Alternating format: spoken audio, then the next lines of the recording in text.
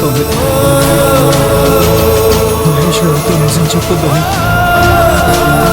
నీతో చెప్పి పెద్ద తప్పు చేశాను.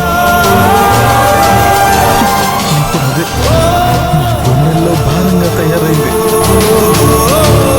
అసలు నా జీవితంలోకి రాకుండా ఉంటే బాగుండేది.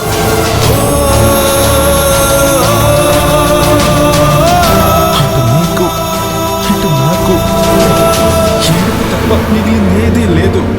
అశ్విన్, ఎందుకు ఇలా మాట్లాడుతున్నావు? ఏమైంది?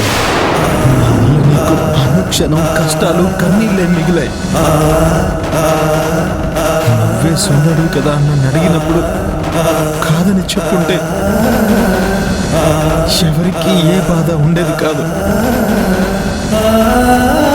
చిన్నప్పటి నుంచి నేను అతిగా దేని మీద ఆశపడింది లేదు. ఎందుకో తెలీదు, నేను చూసిన మొదటిసారి నా మనసు నిన్ను కోరుకుంది. ఇలా జరుగుతుందని, ఇలాంటి మాటలు వస్తాయని నాకు ముందే తెలుసు.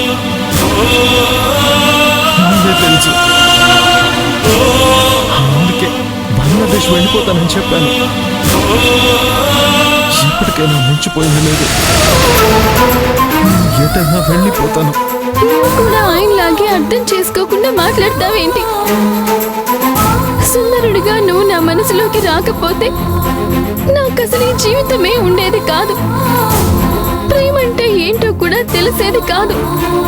కానీ విన్నావు, ప్రేమ వల్ల ఎవ్వరికీ ప్రశాంతత లేదు. ప్రేమించి ఇలా బాధపడ్డం కంటే అసలు ప్రేమించకుండా ఉంటేనే బాగుండేది. అసలు మొట్టమొదట నువ్వు నాకెందుకు అనిపించావనంది. ఎందుకింతలా బాధపడుతున్నా?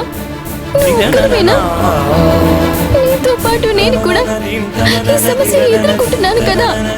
నేను ఎవరి కోసమైనా ఎన్ని బాధలైనా పడతాను, కానీ నా వల్ల ఎవరు బాధపడకూడదు. ఇక మన ప్రేమని మర్చిపో.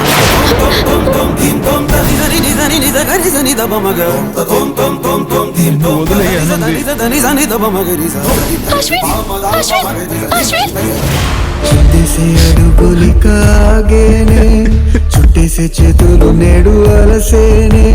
నీ ఆట బొమ్మల గుండె పగిలేనే నీ చుట్టినేస్తాను నిన్నే వెతికేనే. నిన్ను చూసి కన్నీరే ఏరై పారేనే. పిల్లల కన్నులు కాలి బూడిదేనే, అందాల చిక్కిళ్ళు అగ్గి పాలయ్యేనే.